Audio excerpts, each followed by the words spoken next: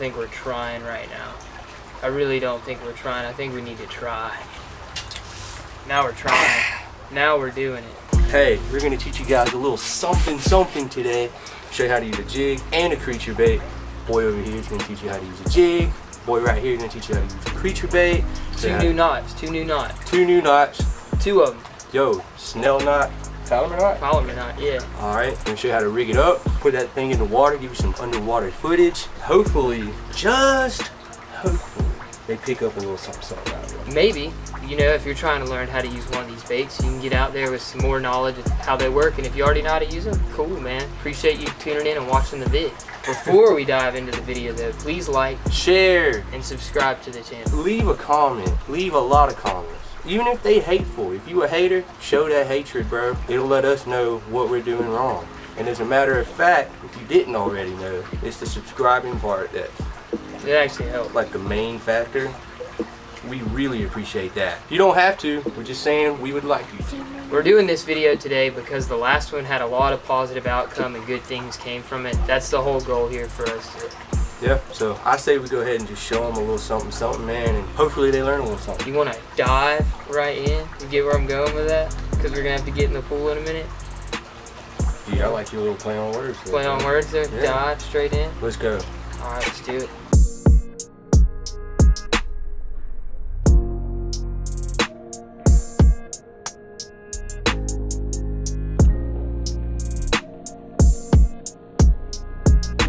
Jig fishing. One thing I recommend for throwing a jig is a heavy rod. This right here is a 6-stick, extra heavy. I'm throwing on a 721 reel. I'm going to show you a polymer knot. That's what I would usually throw on a jig, and give you a couple tips on how to fish a jig. You're going to take the line through the head of the jig, through the eyelet, and you're going to pull a decent amount of line through. You're going to take that line back through that same eyelet, and you want to have about an even amount of room on each side. So I've got the line doubled through right now. So now I'm going to take this line and I'm going to tie an overhand knot, just like so. And it's going to leave you with a loop over here. And I'm going to pull this line down some, and I'm going to reach through and push the jig through there. You see how I just made it drop down like that? And it looks like a mess right now. I've got both sides. And you're gonna pull it tight, and you see that loop's in there. Just gonna pull that line tight like that, and that right there is your polymer knot. So let's show you what this bad boy dangles like under that nice crisp clear blue water. Alright y'all, so the jig is a really good bait to use. It's pretty much versatile for any time of year too. I like to fish a jig during bedding season. You can pitch it, you can cast it, you can roll cast it. Basically, you want this thing to sink to the bottom. And there's a couple different techniques you can use with a jig. You can hop it along the bottom like I'm doing right now. You see I'm just steadily bumping the rod. It's a little bit different than finesse because it's a lot heavier. You want to do a little bit more of a violent jerk when you're using it. I'm going to do that again. I'm just going to kind of show you guys. I'm going to let it sink, and you'll feel this bait hit the bottom, especially if you're fishing raw, and you're just kind of subtly bumping it like this. That's one way to fish it. There's other techniques you can use when fishing this, but that is like the most common one, is what I was showing you, that bump. Now, during bedding season, there's one that me and Walker like to use a lot. And you let that thing sit in the bed and you just start doing this to the end of your rod. And what it's going to do is it's going to make that bait down there just dance all around, staying on the bottom. I'm holding the reel. This is how I always hold a bait caster, and you're just taking the butt and smacking it all around the sweet spot of the bed. And it's just going to make that bait just kind of dance down there. Another way you can fish this is kind of swimming it. And this jig I have tied on right now is actually a swim jig. When you're swimming a jig, you're basically just reeling really slow and bobbing the tip of your rod up and down. It's just going to kind of slowly swim along. You're just kind of keeping it as close to the bottom as you can. And that's the big thing with these jigs, is bottom contact is key. When it gets down there, it's going to stand up like that. With the swim jig, it's a little bit different, but they make different heads on it. I never really got into too much of it has to have this type of head. They all pretty much fish the same. You can use a swim jig the same way you use a regular jig, in my opinion. It's just not going to sit straight up like a shaky head would. But the most common one was the one I started with. It's just the slow bumps like that. Some people even do like a slow drag like that. Slow pull up on the tip of the rod for really slow fishing. That's like a summertime tactic. Very good to throw around rocks. Any rock wall, anything like that, very good to throw around. Like I said though, my favorite time is the whole bedding time with this bait. Such a cool bait to use. You can use it so many different ways. And another thing I'll point out before I keep rambling on is when you're fishing a jig, most of the time a bigger fish is gonna eat this. And when they do eat this, that weave guard right there, you really wanna set the hook to get that hook into the fish's mouth. And it's not like a finesse bait where you feel that brrr, brrr. It's more of like a, that's how the bite feels when you get bit on them. But I hope those are some tips that help you out with this, and I hope you actually see some underwater footage of it and how it's showing you to use it, and it helps you out when you go to throw one of these.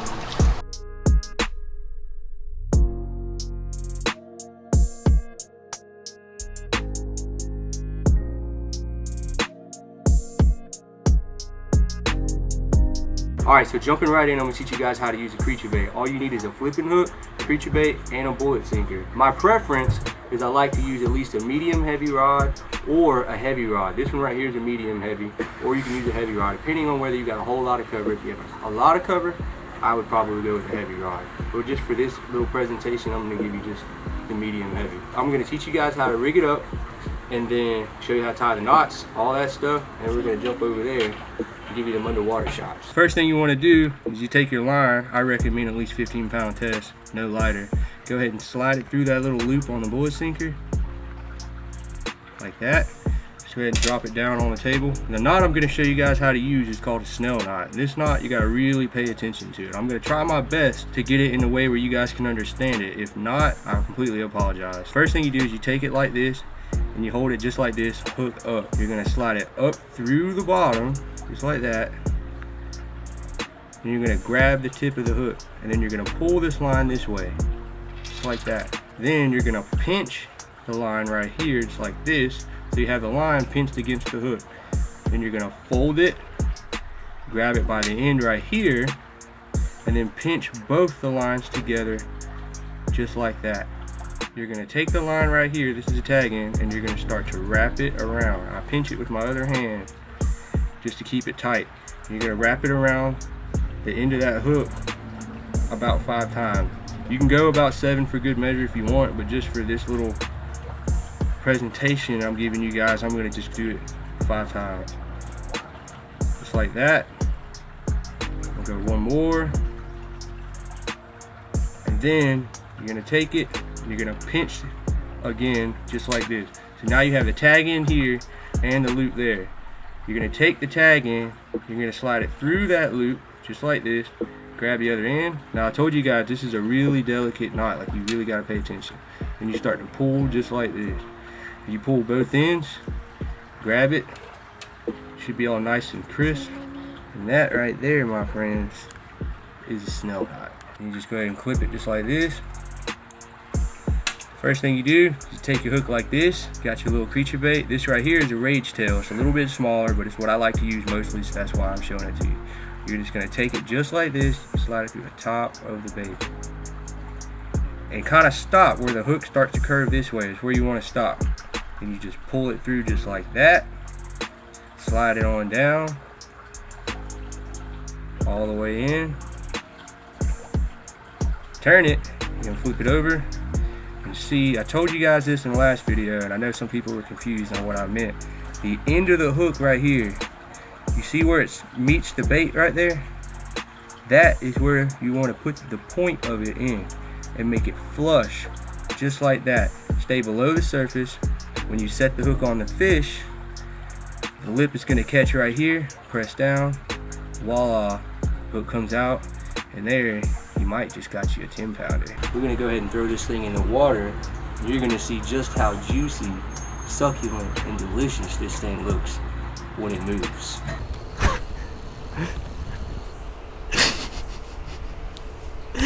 What are those? First thing you're gonna do is you're gonna let it sink all the way down to the bottom. What you'll know as it goes down on the GoPro footage down there, you're gonna notice that the bait is separated from the bullet weight. And what that does is it causes slower descent, versus if you were to have it pegged, it would sink a whole lot faster than it would if it's not pegged. You can fish it pegged if you want, fish it this way if you want. Most of the time, unless I'm fishing beds, I probably won't have it pegged. But if I'm fishing beds, I'll probably have it pegged. First thing you can do though, is you can drag it, just like this. You drag it. Sometimes when you drag it, it'll come up off the ground depending on how far you are from the bait. It's just a matter of perspective. Or you can jerk it, just like that. And what you're gonna do as you kind of figure out what the pattern is, whether they're really aggressive or kind of picking it up, moving it, you're not really feeling the bite.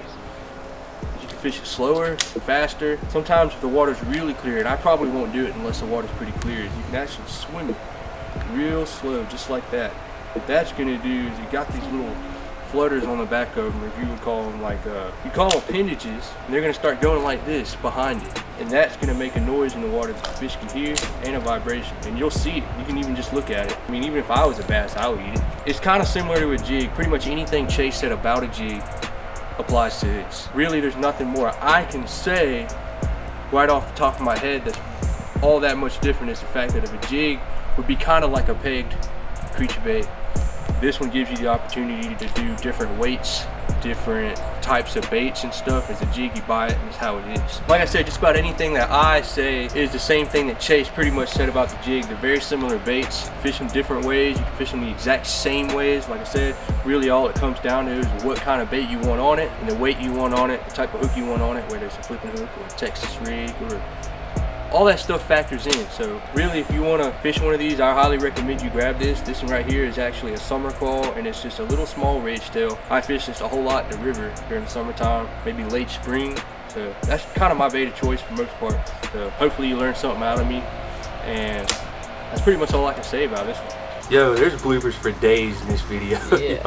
Alright, I'm going again. Well, we hope you guys enjoyed this video. I hope what we showed you today helps you when you get out on the water to try to throw either of these baits. I hope that you also take some of this knowledge that you may or may not have learned, pass it on to your fellow neighbor, maybe your friend, maybe your boyfriend, your girlfriend, Your Uncle Jerry, your boyfriend's girlfriend, your great-great-granddaughter, your girlfriend's girlfriend, your great-great-grandson, your boyfriend's boyfriend, your uncle, sisters, brothers, moms, dads, cousins. I hope you share it, man. This is a big community that we have all across America. The fishing community is forever growing, and that's one of the things that we advocate for, is that we want to keep letting this thing get bigger and bigger and bigger, as well as the kayaking community, which is also on our very high on our priority list. So if you learned a little something, pass that on, and don't ever forget to hit that like button, bro. Don't ever forget to hit that subscribe button. You need to leave some comments. And there is a notification bell that will let you know every time a crispy, delicious video pops up. No, it'll even make a ding noise if you hit it. Well, I hope you guys enjoyed this. We will catch you on the next one. As always, full wing dangle. Okay. I was thinking on it.